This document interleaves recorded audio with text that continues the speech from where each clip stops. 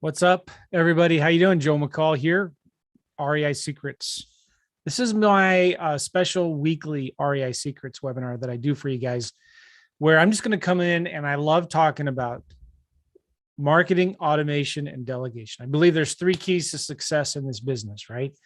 Marketing, automation, and delegation. And so my goal on these weekly webinars is to just teach you some stuff that we're doing now, things that we have found that are working, and teach you some cool things. And so I hope you guys are doing well. We are actually live right now in front of a studio audience. I'm just kidding. We're live in front of a bunch of people on Zoom, and I'm trying to broadcast this as we are live into the YouTubes and the Facebook. So I think we're still good. Let me just double check we're good here.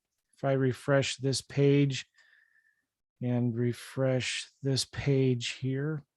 Oh, I am. There we go. What's up, Facebook? And what is up, YouTube? All right. Now, today we're going to be talking about giving sellers options. And I think this is really important to understand because if you want to do more deals, you need to give the sellers more options. And so many times investors struggle because they just only have one thing that they can give to a seller, and that's a cash offer at 60, 70 cents on the dollar.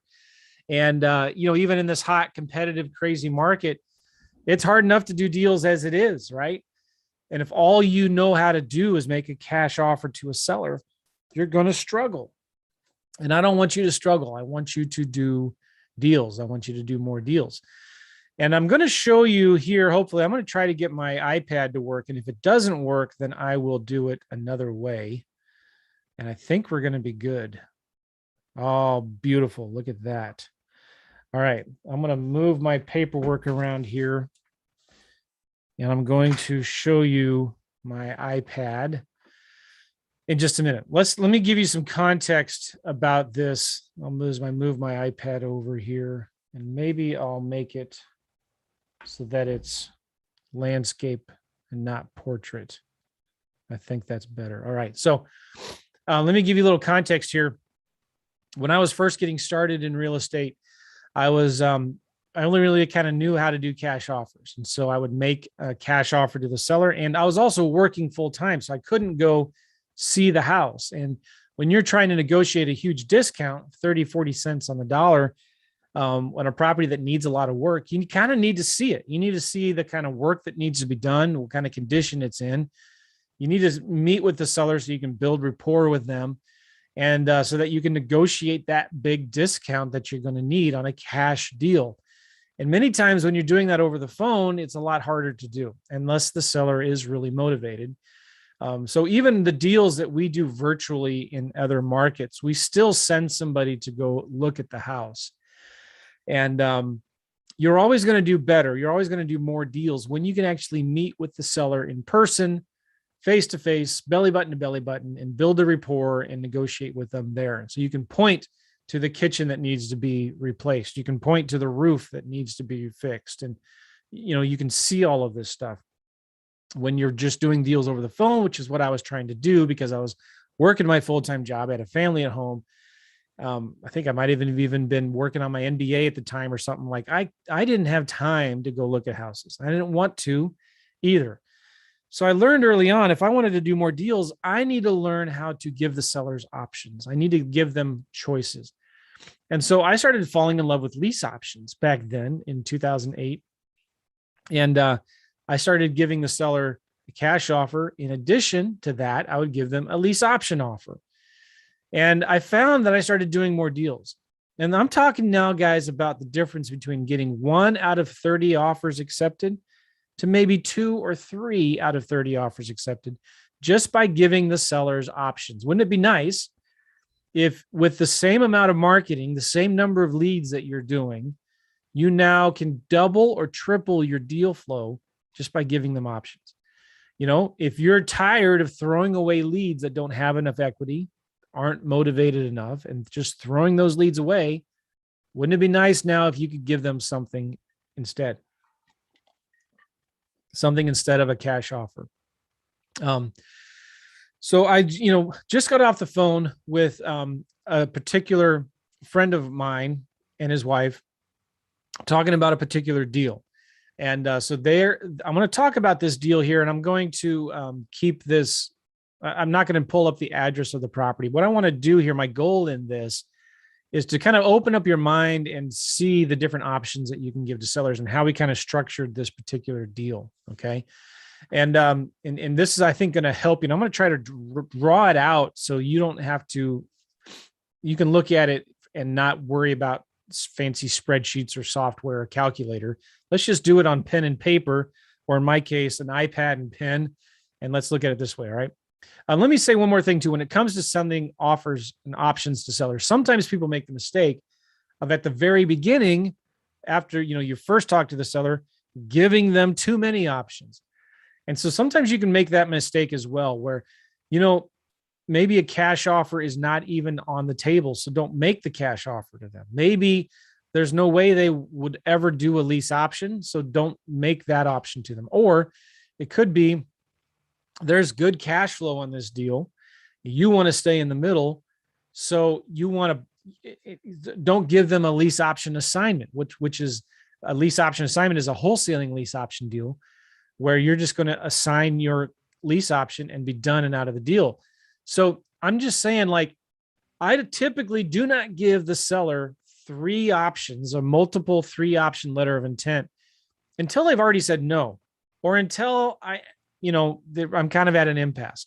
I will usually present, this is important, understand this, 1 offer at a time. You want to give 1 offer at a time to the seller. So if a cash is what you most want to do and you feel like is in their best interest, then give them a cash offer. Okay. If you feel like a lease option, they don't have enough equity and you want to offer a lease option, then give them the sandwich lease option first. Don't give them 2 lease option offers, a lease option, sandwich lease option, and a lease option assignment, right? If they say no to the sandwich lease option, then give them the wholesaling lease option offer. All right. Now, most of the time, sellers, especially right now in this hot market, they're going to say no to all of your offers. Okay. Which is totally fine. However, you're going to find situations like the deal we're working on right now in St. Louis, where the seller is motivated, and they're motivated for one simple reason: lost her job, 2 mortgage payments. Okay. And this is a house they've already moved out of. They already have another house, and they don't have to sell this house to move in or buy or get a mortgage for this other house. They've already bought it, but they have lost their job, and they are they don't know how much longer they're going to be able to make their mortgage payment of $1,100 a month. And so there's a lot of opportunity now here, but the greed glands are starting to kick in with the seller, and they're looking at, market is white hot right now. They're looking at Zillow, and Zillow says it's worth, last week it was worth 275 fixed up. Now Zillow says it's worth 285. And they're like, they're starting to get a little greed glands, and they're starting to say, like, well, we want more for our property, kind of temporarily, conveniently forgetting about their motivating situation that they're in, trying to find ways to make more money. All right. So obviously, you got to understand this too. When you give a seller options, of course, they're going to want to sell their house for top dollar in 7 days for all cash with no contingencies, without doing any work to it, without fixing it up. And even in this hot market right now, they can't do that. And this is a situation where this property needs a lot of work, and the seller has forgotten how much work it actually needs. So I'm going to show you some numbers here, and I'm going to walk through kind of what I was presenting to my friends about how they should talk to the seller. All right. So I'm going to share my screen here. I don't think this will go very long. I think we can do this pretty quickly here. I just want to make sure you guys can see my screen. And are we good there? Let me refresh. I think we are good.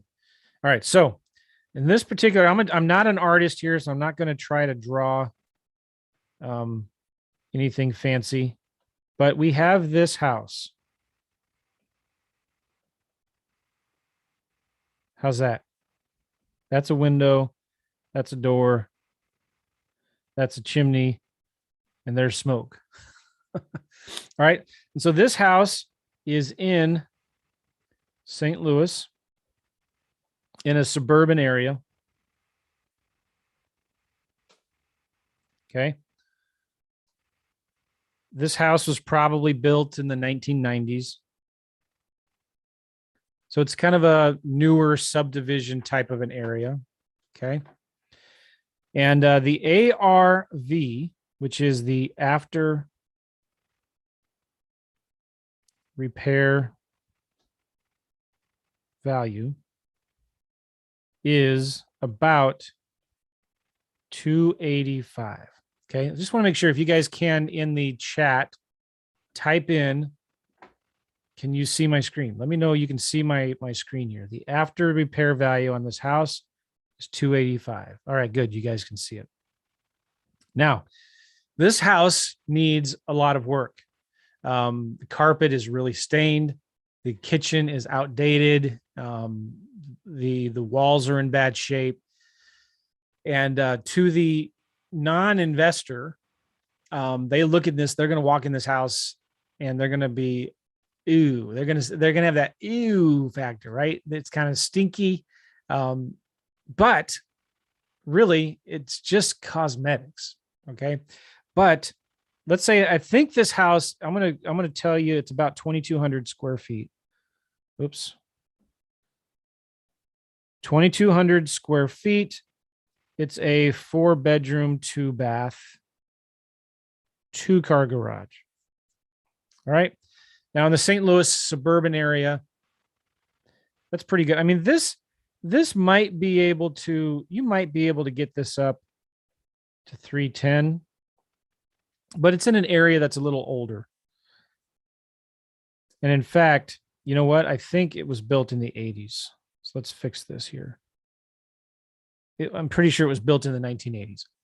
All right. So 285 fixed up. Now this property needs about, I'm guessing just from what they've told me, about $40,000 in repairs. $40,000 in repairs. So let's write this down here. Repairs. And I typically like to do on a property like this, $25 a square foot. Okay. So if you take 2,200 times 25, let me get my calculator. 55 grand in repairs.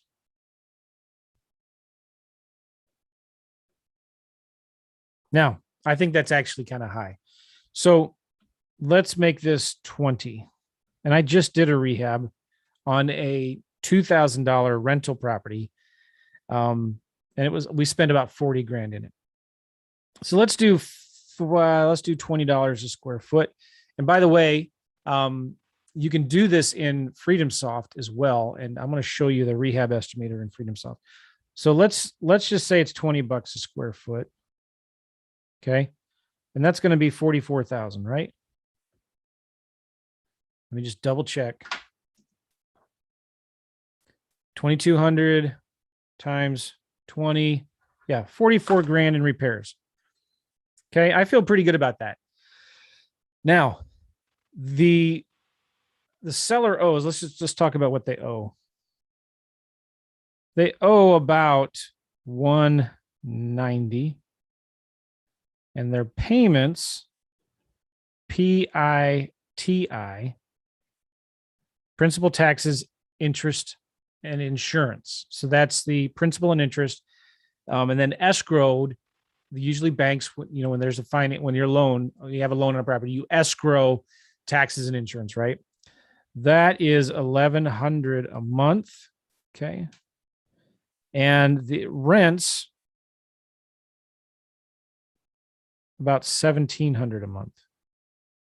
Oh, so what are you looking at here? I see cash flow, right? Really good numbers there. Now, the seller made they're motivated, you know, we kind of know what's going on, but the seller made the comment just the other day. Well, first of all, let me say this. They had talked to my friends and said, you know, they would be willing to sell it for maybe 210 because they know it needs a lot of work, right? But then the lady was looking at Zillow and where this was before at 275, Zillow says it's worth about 270, 275. There's been some recent sales. The numbers have gone up. And so this Zillow value that all these sellers are looking at has gone up as well. And I've not looked at the comps too much. I'm just going to go with what Zillow says. It's pretty close. Okay. And knowing this neighborhood, that sounds about right. So now the seller before was saying, they'd be okay with 210 or something. Now they're kind of talking about they want 220 or something like that. So their greed glands are kicking in. And so this is one of the things I told my friends. I said, we always want to give the sellers options. Okay.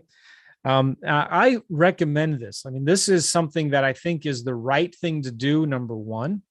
But I also think it plays into your hand, into your negotiating hand, where and I'm not a sales expert here, but you are in a sense removing yourself from the outcome, and it puts you in a stronger position when you're negotiating with sellers, because I'm not chasing them.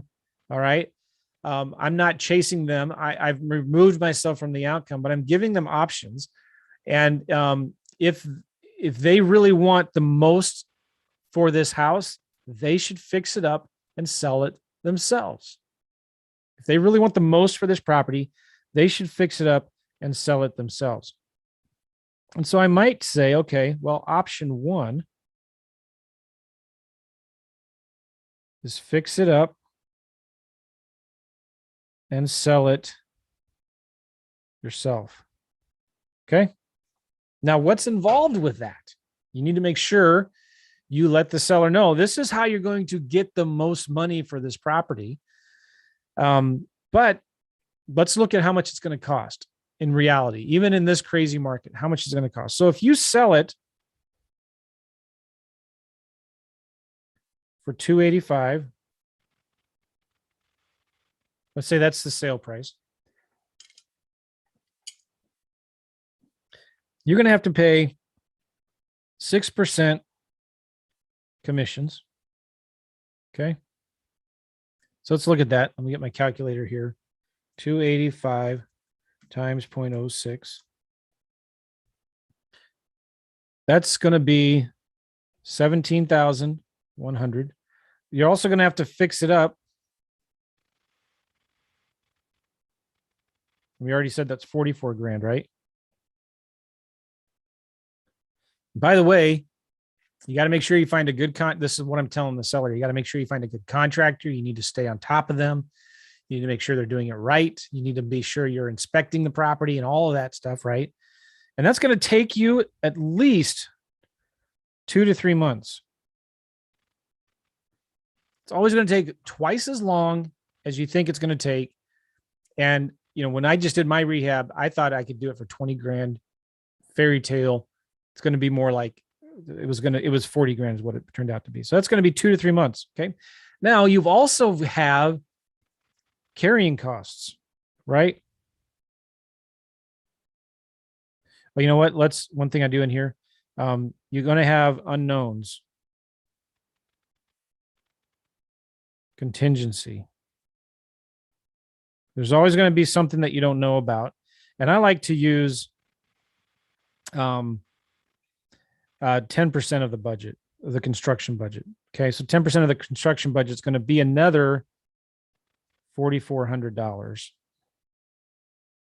Sometimes I'll do that as the, you know what? I do it a different way. I'm going to actually move that down a little bit here. Let's move that right down here. All right. Now you're going to have carrying costs for, 2 to 3 months. And if your mortgage payment is $1,100, that's, let's say 3 months, that's $3,300 in carrying costs. Okay. $3,300 in carrying costs. Normally in a normal market, you're going to talk about, the buyer is going to want some concessions. You're going to get an inspection. You're going to have to fix up some things. Right now, it's not as crazy as it used to be just a year ago, but still you should expect, there's going to be things that the buyer is going to get an inspection. They're going to ask you to fix after, you get it under contract. And usually, we can call that inspection costs, and it's usually 1%. In a normal market, it's like 3%. But let's just say it's 1% so that's $3,000. That's going to be the inspector saying, hey, or FHA is going to say, hey, to sell this, you need to replace the water heater, or you need to, like I just had on mine, the floor was a little unlevel in one spot. There was some rebar in the basement foundation wall was exposed. They wanted us to epoxy and cover that. Whatever it was, they were asking, I mean, this is after we accepted their offer. They were asking for it was going to cost us about $5,000 to do all of this. So we said no to a couple things, and we said, we'll just give you a credit for $2,500. And she was happy with that, and we moved on. Okay. And then there's always going to be unknowns and contingencies, carrying costs, closing costs. And on average, that's going to be 3%. But let's just say, because it's a hot market right now, let's just say it's 2%. So 2% of 285. That's $5,700. By the way, realtors should be showing all of this to sellers, but they typically don't. Sometimes when realtors show the net that they actually walk away with, they only show, the commissions and maybe some fix-up costs. They don't show this carrying cost, inspections, unknowns, and things like that. Okay. So let's subtract then all of this stuff. Okay. So I'm going to do this right now. I'm on my calculator. 285 minus 17,100 minus 44,000 minus 3,300 minus 3,000 minus 5,700 equals 211,900. And what do they owe on this property? Do you remember? They owe 190. So if you were to subtract what they owe,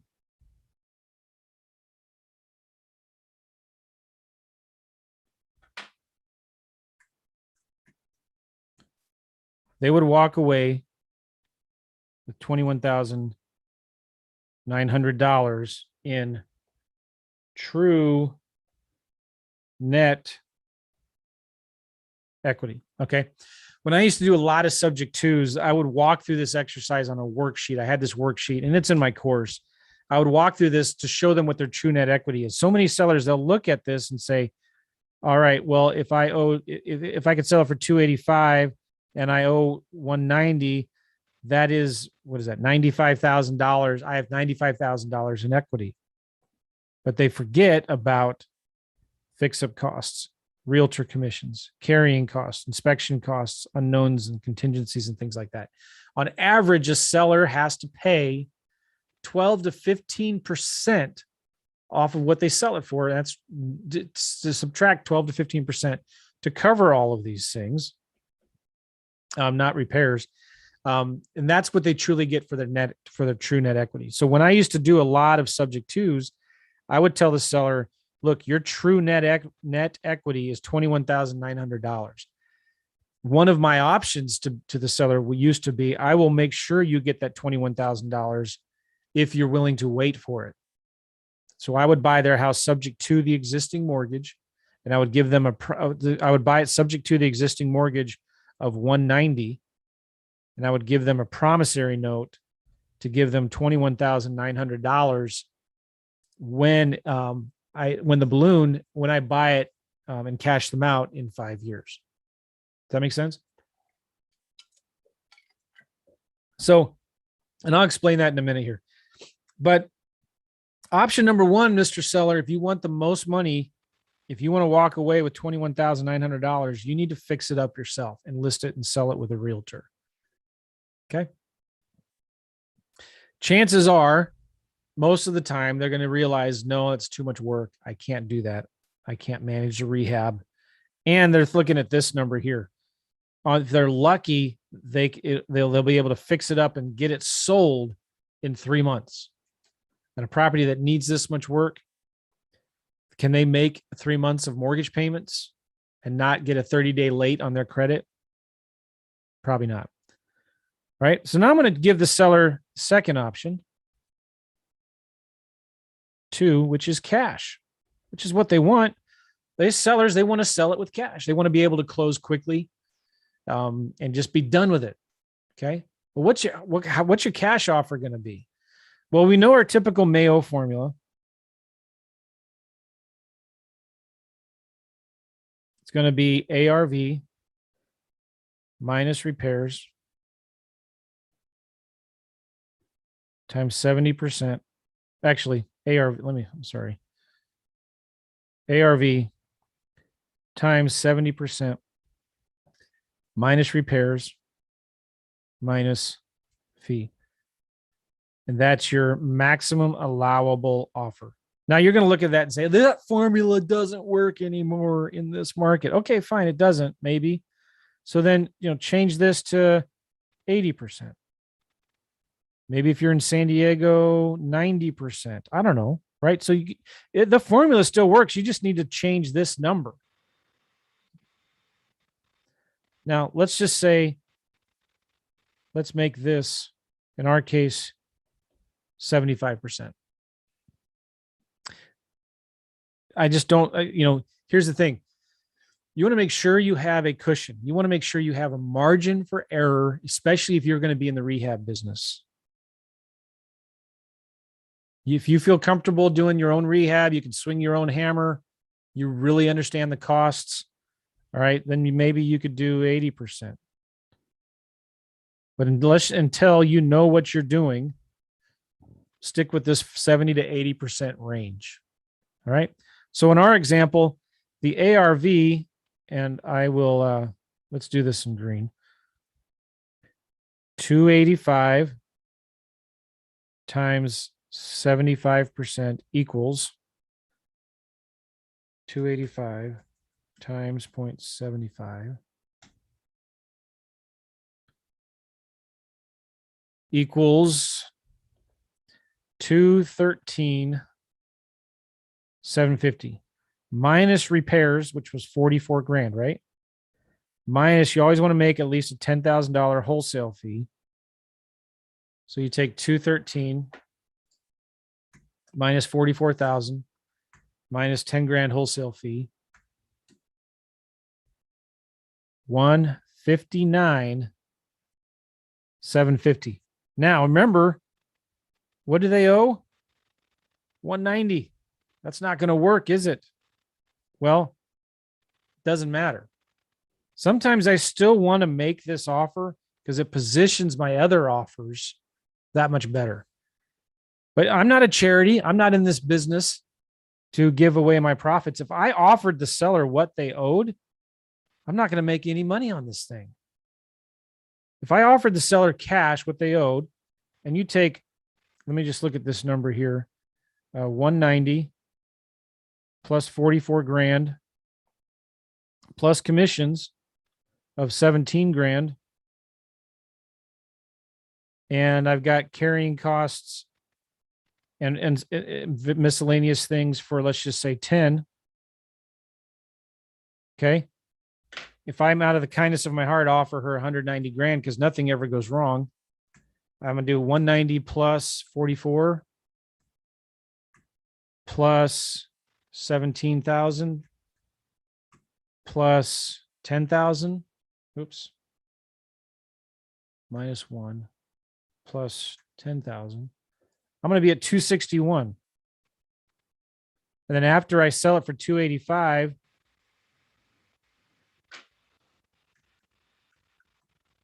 I might make 24 grand. Now that's nothing to sneeze at. That's a lot of money, but 24 grand, just only making 24 grand. That's not even 10%. 24,000 divided by 285. That's only 8.4% profit margin, return on invest. Well, yeah, it's only about 8% on that sale price. That's not enough cushion. There's way too much that could go wrong, even in this hot market. There's way too much that could go wrong. You don't want to be in that area. You don't want to do that because 24 grand is not enough to buy that house, fix it up, rehab it, unless you know what you're doing, right? And you've got a huge beast to feed. You've got a rehab machine engine coming that you need to feed. Then you could do something like that. But if you're going to wholesale this deal and you want to make at least a 10 grand wholesale fee, you need to buy it for 159 and sell it for 169 to a rehabber. Okay. And you might be able to get away with maybe offering 165. You know, if you bought it for 165 and you sold it for 175, you would be able to probably leave enough meat on the bone for another rehabber to come in there and fix it up. Okay. So this is my option number 2, cash. I'm going to offer cash to the seller. Yeah. So you guys are asking me about closing costs and stuff. I figured closing costs in the unknowns. Yeah. See, closing costs right here. We're part of this unknown. So this is going to be, 2 to 3% would be your closing costs and stuff. All right. Now, remember we were looking at this. We were looking at the true net equity the seller has. If I was doing a subject to, I might give the seller, listen, I'll give you your $21,900 in true equity if you're willing to wait for it. And I ask the seller sometimes this question: what if I would give you the same equity you would get if you sold with a realtor, would that be fair? If I were to give you the same equity you would get if you sold with a realtor, would that be fair? A lot of times they'll say yes. So another option might be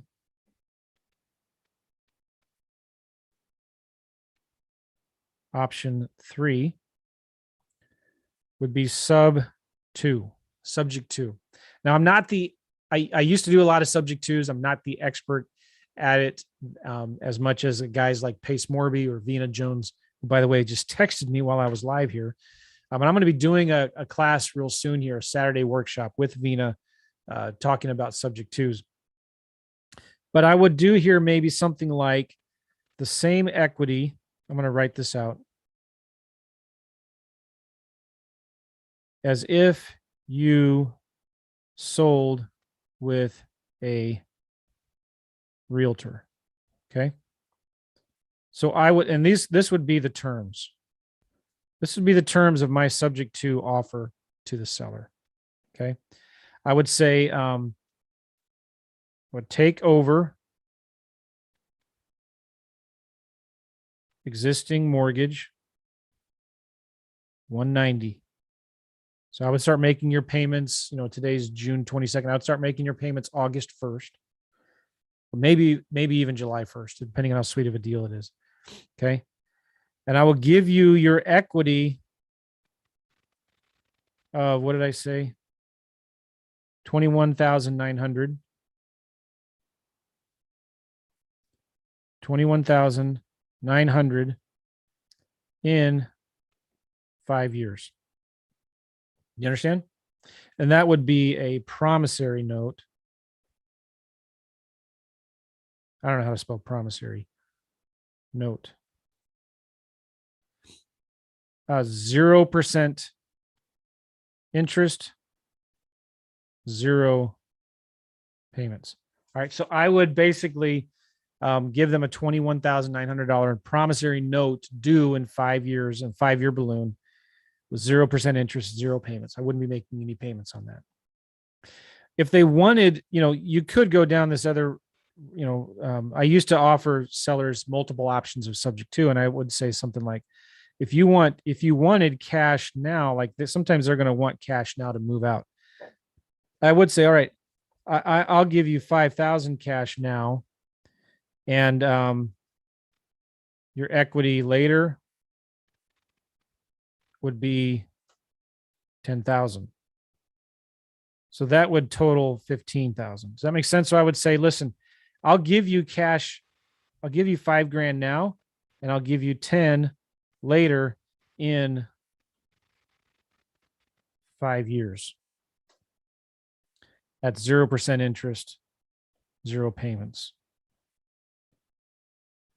Does that make sense what I'm saying there? So I would give the seller, if you want some cash now, I'll give you some of your equity. I'll give you 15,000 of your equity. All right. Now, another option you could give to the seller, option number 4, might be a lease option. Okay. Now, again, I'm not necessarily giving the seller all of these options at once.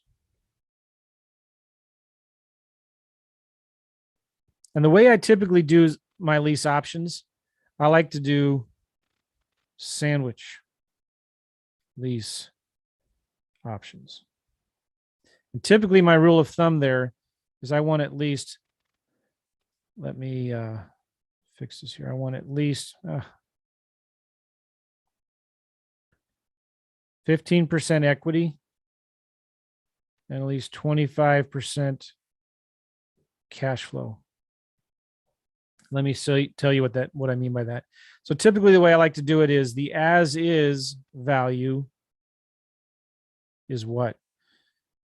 285 minus 44,000. Oh, my handwriting is sloppy, isn't it? That's embarrassing. 285 minus 44,000. So the as is value is about 241. And I want at least 15% equity. So I'll times that by 85%.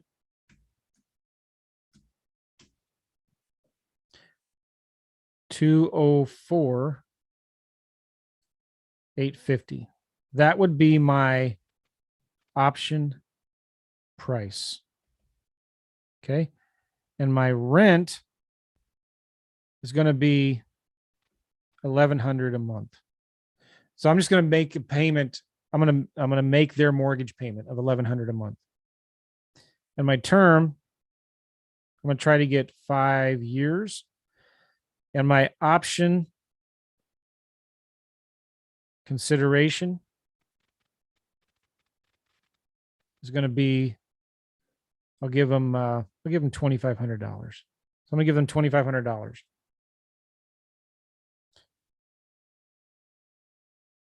All right. Makes sense. Option price 204, payments of 1,100, 5 years, option consideration of $2,500. Now let's just review these options again real quick here so you can kind of see what I'm talking about. Option number 1, I always give this to the seller. Fix it up, sell it yourself.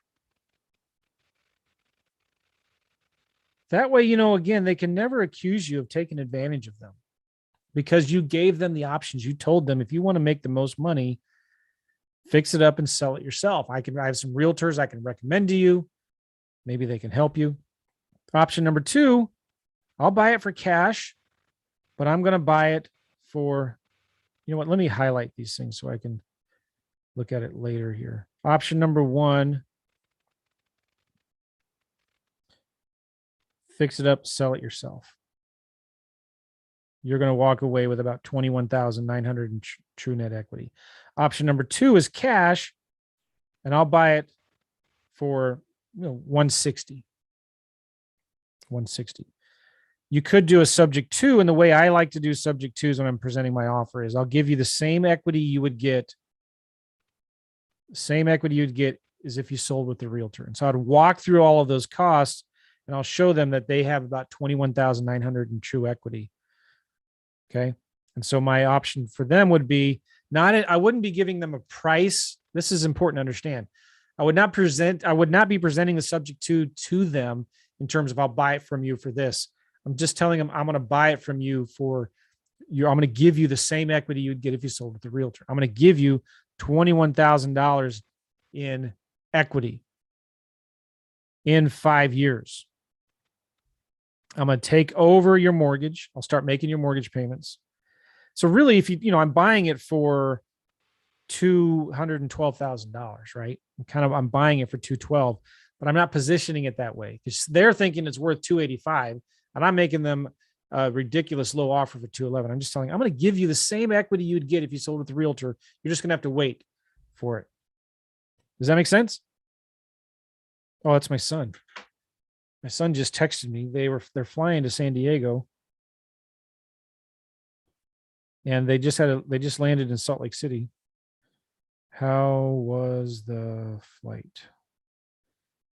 And do you know where your next flight gate is? Cool. So this is the first time my two sons, are 17 and 16, have flown by themselves. And they're flying to see grandma in San Diego. And they're saying it was good, nothing eventful to report. We are still in our seats on the plane. I'm just nervous. My wife and I have been kind of a nervous wreck. They're 16 and 17-year-old boys. I mean, they're almost adults. And why are we freaked out about this?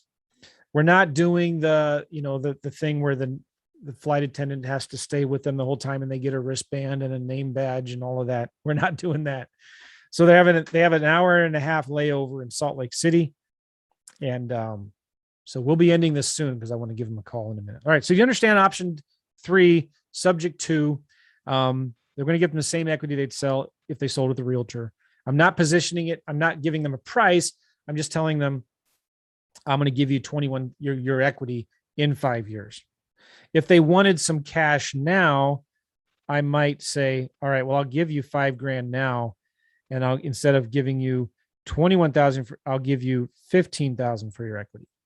I'll give you 5,000 now, 10,000 later. Does that make sense? So that's another way you could position the subject to. Then the other option is the lease option. Okay.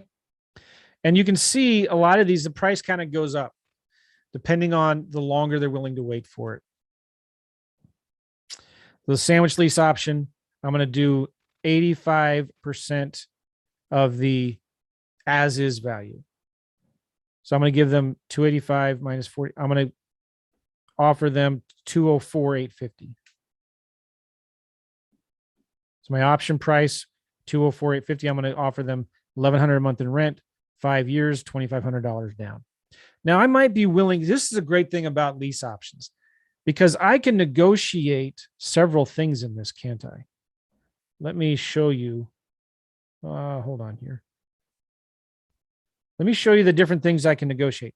I can negotiate the option price, the rent, the term, or the option consideration. And there's actually even a fifth thing that I can negotiate, right? And that's going to be, let me get in here, make this a little smaller. Rent credits. So once we get down this road, and they're maybe open to doing a lease option, but you know what? They're stuck on this price. They want something more. They want 220. What if they wanted 220 on that? Well, I could say, all right, I can get you 220, but instead of 5 years, we're going to need to do 7 years. All right. Instead of 2,500 down, I'm going to do 0. Instead of 1,100 a month, I'll do 1,000 a month. Let's say, you know what? They know it can rent for 1,700 and they want 1,200 a month in rent. I'm going to say, all right, I can get you 1,200 a month in rent if we, instead of 5 years, do 8 years. Instead of 205, we'll do 195.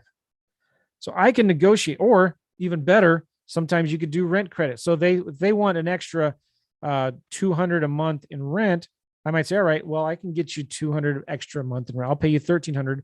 But what if you gave me, you always have to give and take. I'll give you something if you give me something back. You could say, well, what's the phrase I like to use? What if I could, what would you do then? No, how does it go?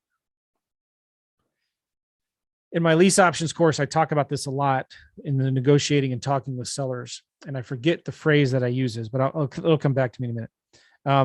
If then, it's kind of like an if then statement. All right, if I could get you $1,300 a month in rent, would you give me $200 a month rent credit at the end if I pay your rent on time? So if I'm a second late, I will not get that rent credit. So I'm going to have an incentive to pay the rent on time every month. So I'll give you $1,300. You give me a $200 credit if I pay the rent on time every month. So the cool thing about lease options now is you can negotiate these 5 different things: the option price, the rent, the terms, the option consideration, the rent credits. What's most important to the seller? If the seller wants more money down, maybe I'll do that. Lower the price a little bit, get some rent credits, extend the term, lower the rent. So it's just what's most important to the seller: price or terms? Price or terms. All right. Now, some of you are asking, this property needs a lot of work. What are you going to do? Are you going to fix it up? So if I did a lease option number 4 on it, or if I did a subject 2 on it, would I go in and do all the work? I don't know. Probably not. And I've done this a lot. I've done a lot of lease options where I bought it, didn't do any work to it, just cleaned it up, and then I turned around and advertised it as a handyman special. So whether you're buying it on a lease option or buying it on a subject 2, or even buying it with bank financing, I would still probably turn around and sell it as a lease option, handyman special lease option. All right. Now, what would I do? Let's just look at some numbers here. All right. So the ARV of this house is 285. Oops. And the repairs, I figure if I'm going to do them myself, they're going to be 44 grand, like for the rehab. I mean, a contractor, right? So that puts the as is value at 241, right? Now, that house is worth 285 fixed up. So I'm going to advertise it. This is what I'm advertising. Let me do a different color here.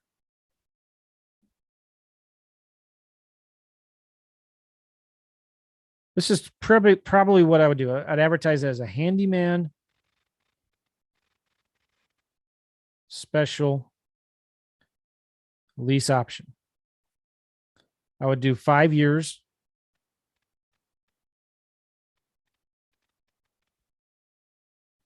YRS. All right. I remember the rents on this thing. It rents for $1,700 a month.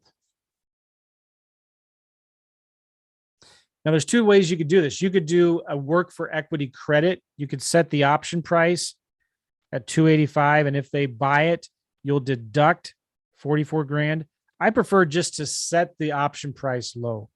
So what I'm going to do instead is I'm going to say, all right, option price. Let's do 265. Let's do 260. So this house is worth 285 fixed up. Market is appreciating. It's going up. I'm going to set the option price at 260. And I'm going to do the rent. Remember, the rents are $1,700 a month. I'm going to do the rent at, let's just say, $1,550 a month. And the option consideration, or the down payment I want to get at least $7,500 on this. All right. Do you think I would find somebody that would take this property and fix it up themselves? Yes.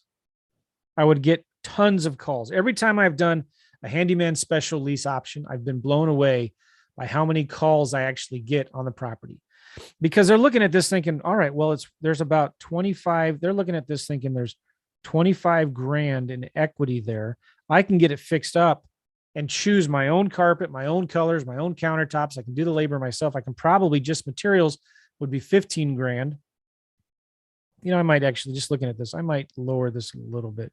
But sometimes you just don't know, and that's fine. You can always adjust the price if you're not getting any interest because, you know, you're asking way too much, then lower the price. But they're looking at this thinking, all right, well, there's 30 grand in there that I could spend on in rehab. It's only going to cost me 15 in materials and I can do all the work myself. They're looking at this as an incredible bargain, and they get to pick their own colors, their own carpet, their own countertops. They're going to love this. There's a lot of people out there that can fix these homes up themselves. There's a lot of contractors that don't have the credit where they can get a mortgage right now, but they can come in and fix this house up. And my rent is $150 less a month. So they couldn't even if they could get a mortgage, they're renting this for cheaper than they could if they got a mortgage, and they couldn't get one anyway.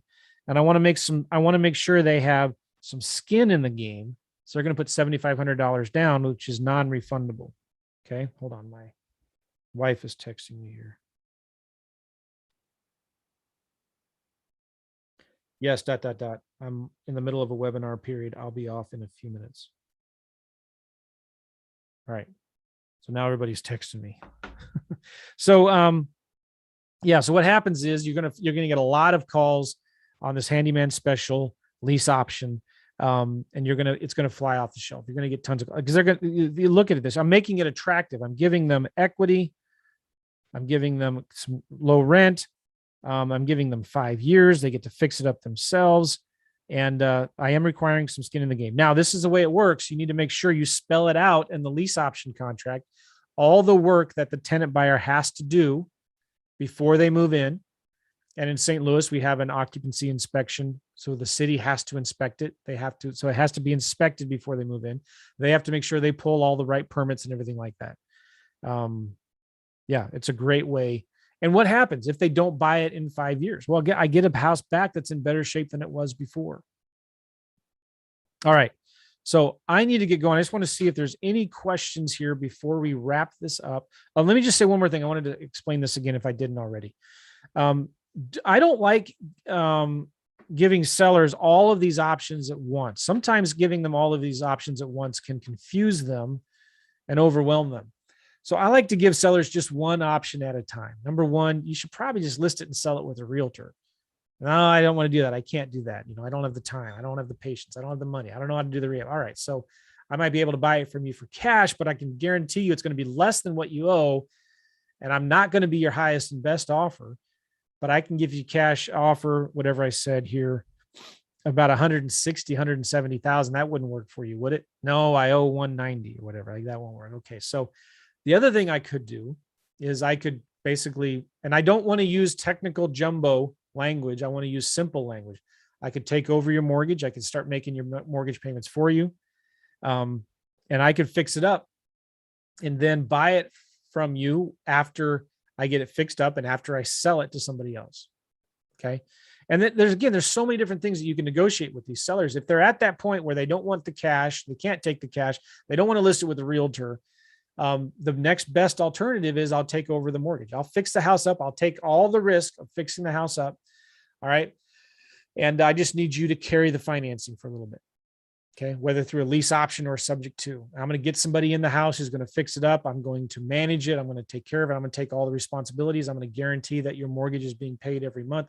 If the seller objects to that, you could still offer some kind of partnership with them. And I've done this before. I've told the seller, listen, if they object to my offer, no, it's not going to work.